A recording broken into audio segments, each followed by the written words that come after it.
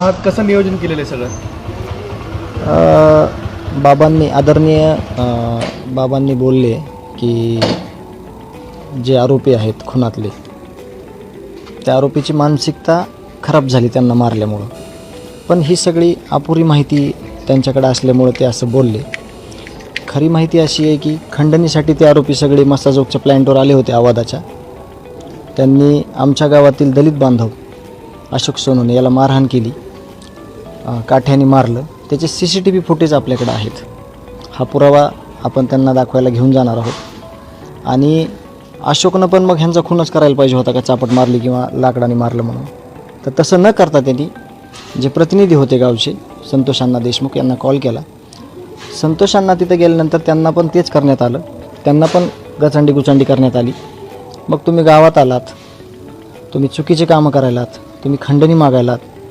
मग गावातील लोक त्यांच्यासोबत त्यांची हातापाई झाली. पण त्यांची मानसिकता काय होती ह्याच्यापेक्षा मी एक महत्त्वाची गोष्ट सांगतो. त्यांच्यावर गुन्हे किती होते हे बहुतेक कोणी बघितलेलं नाही. तर त्याच्यावर किती गुन्हे आहेत त्या आरोपीने ज्यांनी हत्या केली त्याची पण ओरिजिनल कॉपी आम्ही गडावर घेऊन जाणार आहेत महाराजांकडं, त्यांना दाखवणार आहेत. आणि आरोपी हे आरोपी आहेत, त्यांच्यावर गंभीर गुन्हे आहेत सगळे. पण मला एक अपेक्षा होती की आज माझ्या कुटुंबाची काय मानसिकता असेल. आज माझे लेकरं जे पोरके झालेत, आज माझा भाऊ गेला आहे, आज लहान लहान लेकरं आहेत, आई आहे, वडील आहे, म्हातारी. काय करायचं आज आम्ही, कुठून आणायचा भाऊ आमचा. मगाशी सांगितल्याप्रमाणे आम्हाला जर तुम्ही म्हणले असते शिक्षा करून घ्या स्वतःला, तर काहीतरी शिक्षा केली असती.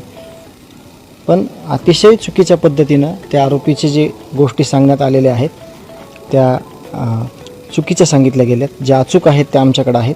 म्हणून आम्ही येत्या रविवारी म्हणजे परवा दिवशी भगवानगडावर नामदेव महाराज शास्त्री आदरणीय त्यांना आम्ही हे सगळे पुरावे घेऊन जाऊ आणि त्यांनाच न्याय मागू असं आमचं आहे.